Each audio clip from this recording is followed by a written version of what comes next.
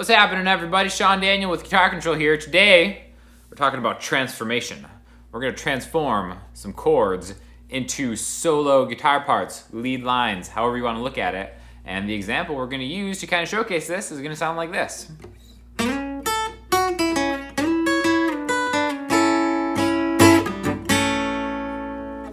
Okay, so it may not seem that complicated because it isn't. Absolutely anybody can play this. This is for all sorts of different levels. Make sure you click the link below because I'm going to tab out everything we're doing here. Might be a little bit easier to follow along with the tab, but this is all going to start off on an A major chord. Now you may already know how to play an A major chord. A couple different ways to do it. You could have your middle finger on the second fret of the D string, your ring finger on the second fret of the G string, and your pinky on the second fret of the B string, and maybe play the bottom 5 strings.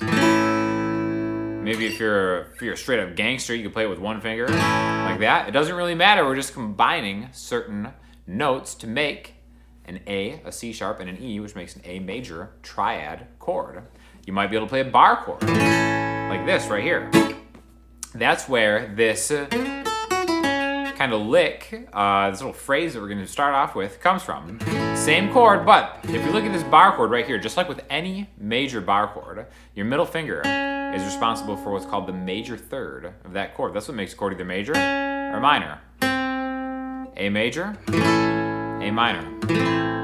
All right, so that one note is pretty important. Where we're going to start right here, we're going to transform that major third chord, well, the third major third from the chord, into a launching point to like a guitar solo lead line. So we're really focusing on what happens to be the 6th fret of the G string right here, okay? You can see it as part of an A major bar chord. We don't have to bar anything to play this, but this is where we're going to slide to, and we're going to use your middle finger because once you line your middle finger up with the 6th fret on the G string, your pointer finger is kind of ready to grab anything on the 5th fret. That's just how our fingers work, people. So if we slide into 6, you can grab the top of that chord. Again, there's the bar chord again. The 5th fret on the E string is also an A.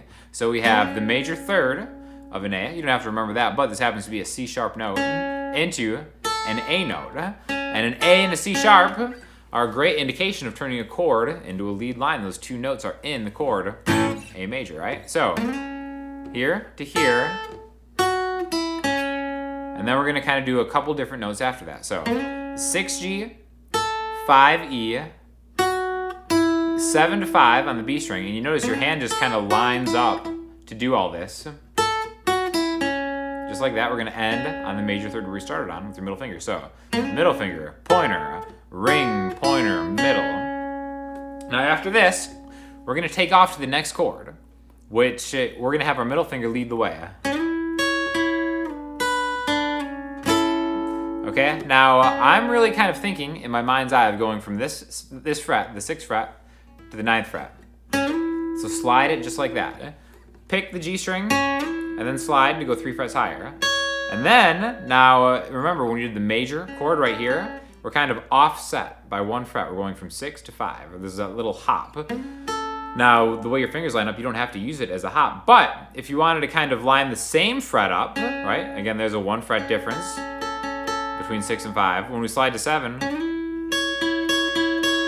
I can put these in line with each other with my ring finger now grabbing the 9th fret of the high string. And this is actually, even though it's a higher note, this is going to be the root note of the chord that we have represented.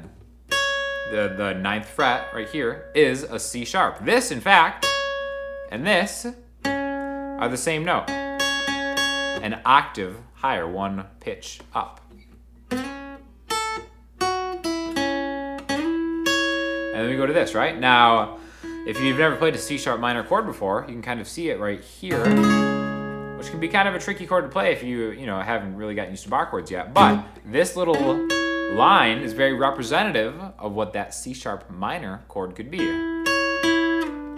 Now we're going to hit that twice. So G, E, G again, slide back to the 7th fret, and then the same thing. When they're in line like this, that is a great indication that a minor chord is what is happening behind this lead line.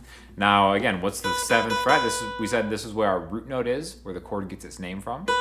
This is a B note. So a B minor chord. You play it like this, play it up here. A lot of different ways to play B minor. But that little move right there is always acceptable or even welcomed anytime there's a minor chord in the progression that you're using. So we're kind of turning 3 chords into one kind of like lead line type lick thing going on right there, okay? So the chords behind that, remember this was the A major, C sharp minor, B minor, A. So, again, if you don't know those chords, it sounds like this.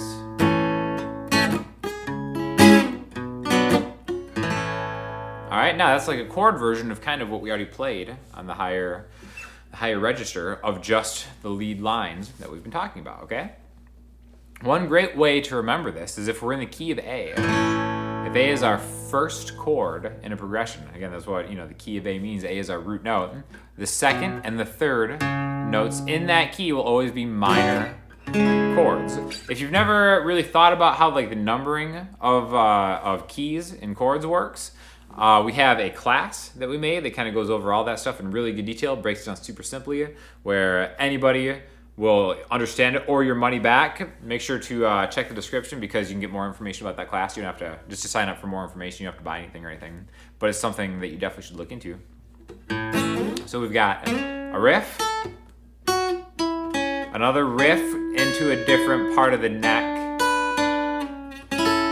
We could end it there, or you can kind of end it on a lower voiced A major chord, which I think is like another really, kind of good finishing move to have. To always see, like, all right, this right here, that's A major. This right here, that's B minor. This, C sharp minor. You can keep going, D major. That's the thing about seeing these as intervals. Again, an interval is a space between 2 notes. The first thing that I think of when I hear something like that, or kind of see it in like a tab, where we have an offset. Again, when I say offset, just meaning 6th fret on the G string, 5th fret, just 1 fret difference. I always think major chord with this as the root. So this would be an A major. This would be G major, right? That even sounds kind of familiar, I'm sure, to a lot of you people. That's A to G. An interesting way to play A to G.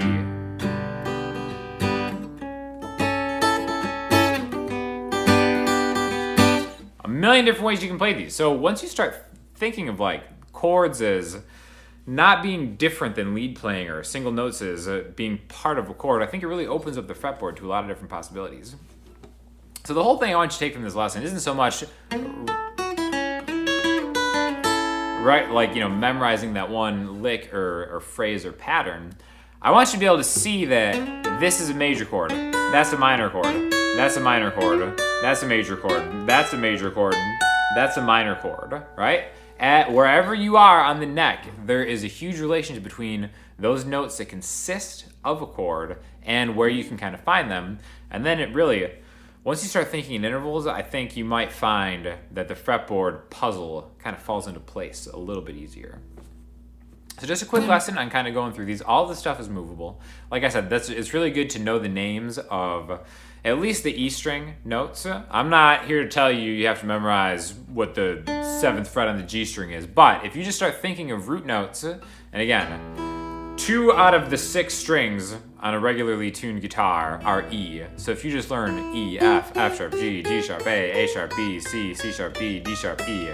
If you can get those 12 notes down, all this stuff is going to be a lot easier. Plus, you won't be so lost when someone's like, oh, play me like a D sharp chord.